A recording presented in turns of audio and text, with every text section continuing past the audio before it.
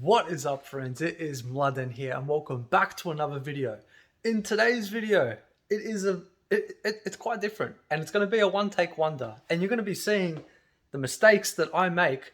And the reason why I'm sharing this is because, firstly, the video that I have, or I'm currently editing, I should say, isn't fully complete because it's almost 20 minutes, and it has a lot to do with brain training.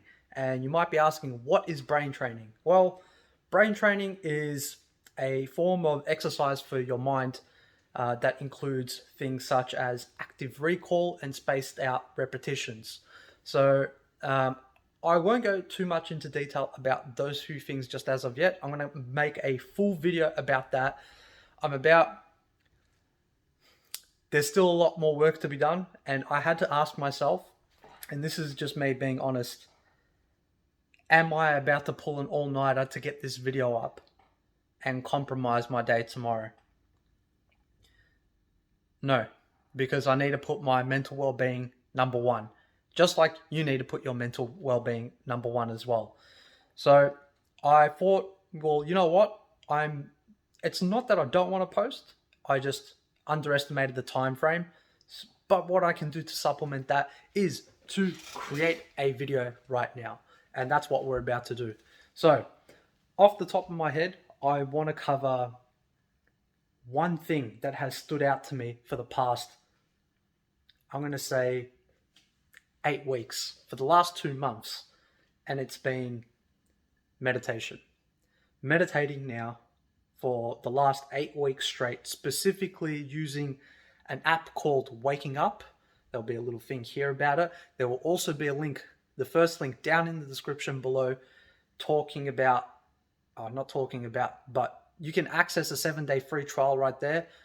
I highly recommend it because there is a lot of value and wisdom to be gained from meditation. Some of the benefits that I have gotten from using this app in the past 2 months is, firstly, the control of my breath. I didn't realize how tense my body was. Now, I will just give you some context and a bit of a backstory. I've been meditating for many years now. It's been one of my secret weapons to maintain good mental health and overall clarity in life. But I felt like it got a little bit too boring. And the reason why is because I didn't really explore guided meditation. Now, given I have actually done guided meditation in the past, I didn't find the right person. You just need to connect with the person that is guiding you for a meditation. And the gentleman that created this app, Sam Harris, the Waking Up app, Sam Harris is an absolute legend. He doesn't talk throughout the whole meditation. Each meditation is approximately 10 to 12 minutes. It's usually on the 10-minute side, unless you're doing the 60-day introductory course, which is what I've done, or 30-day introductory course. And he breaks down different types of meditation strategies. And he doesn't talk a lot. He will probably talk at the very most about 90 seconds split throughout the whole 10-minute meditation. And he will just simply remind you to get back on track of just focusing on your breath and observing thoughts. And that's something that I was missing. Actually, I need to change hands because my hand's killing me. Oh, I can't do it on this side because it feels weird and I'm blocking the camera. But anyway, I'll sit back down. But actually, hold on. Like I said, it's a one-take wonder, and we're gonna make it work. Yeah, yeah, sweet. So, one take wonder, tracing back. Yeah, and the impact that it's that specific meditation app that it's made on my life. First thing in the morning, I like to go for a walk. I've just learnt recently that when you wake up, it's crucial that you just go outside and capture the sunrise within at least a 2-hour window of when the sun does rise, because it helps aid specific I can't recall the mechanisms in the eyes, but there's something within like the retina and behind the eye that activates, and it shoots out signals throughout the whole body, and your circadian rhythm starts to ignite. So I love doing that. For about 20 minutes, I'll go for a walk around the block, or I'll go for a walk in the backyard and just make sure I'll go from fence to fence and just chuck a few laps. Then I will sit on my yoga mat, which you can see right there. And on the yoga mat, um, I will sit there and do my meditation for 10 minutes. And like I said, most of the time, you really don't hear anything except for him just checking in with you and be like, hey. And then you realize, like, fuck, I was thinking about something while I was trying to meditate. And he just puts it back to you. He goes, what happened to the thought when I interrupted you? And I swear to God, 10 times out of 10, the thought disappears. He's like, think about the thought. What happens to it? And it just melts. Like, it's part of consciousness, right? It's gone. And the key reminder and takeaway from that is that those moments happen, that those types of moments happen a lot throughout our day, right? Where we're sidetracked and we start thinking about this, which leads to that, which leads to this, which leads to that, which leads to this. And it's not until some external force goes like, yo, like, return back to what you're doing, whether it be like your job, your boss, like family, like your partner, whoever, your kids, it doesn't matter who. But it's those moments where you start like navigating into this, not dark room, but you're off track. It's those moments that I've now sealed off, or I should not say sealed off. I'm only human. I'm not robotic. But my self-awareness, the governance behind that self-awareness kicks in.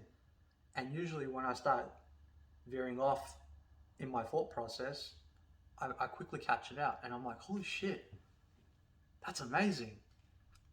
And then I started to take more notice of it. And it had a huge impact in other areas of life as well. The reason why I'm sharing this is because for some reason, in the past couple of weeks, I have now had 4 people speak to me about not wanting to be here on earth anymore. And having that interaction, the first thing that does come to mind is, I appreciate you and I love you for opening up, but what are you doing to take care of yourself? And I'm not coming to as an attack, and I don't want you to get defensive because you're being vulnerable with me. I want to be vulnerable with you and just show you a mirror and be like, hey, what are you doing on a day-to-day basis? Are you taking care of your mental well-being? Most of the time it's no. Most of the time it's the daily disciplines. It's the meditation. It's going within and just checking in on how you're doing, right? Because the more you do these things, which can be difficult at the start, we need to do difficult things on a daily basis. Not a lot. I'm not saying like, do 3 hours of bricklaying and stuff like that. No, it's nothing like that. It's with yourself. You have to spend those 10 minutes a day meditating, checking in, and just fine-tuning your mind and just checking in with your thought process, because how you set up your morning is how you're going to be setting up your day. And that's the first thing. And the second thing to add on to that is, how are you surrounding, or what, not surrounding, oh yes, what is your influence around you? What is your brain diet? Are you consuming a plethora of social media, a plethora of nonsense, a plethora of, forgive me for saying this, a plethora of absolute fucking shit cunts around you? Are people literally pulling you down instead of lifting you up? This is also a thing that's quite common in the discussions that we've had. And I'm going to say that the third thing is that the fact that you've opened up to not only someone else, but also maybe yourself for the first time, where you've literally had that conversation, is an indication that you are looking for something more, that you want to discover something that gives you a purpose in this life. But we don't know the formula, we don't know the blueprint, and that's normal. We all go through that. Shit, I'm still going through that, right? But it's the small things that you do.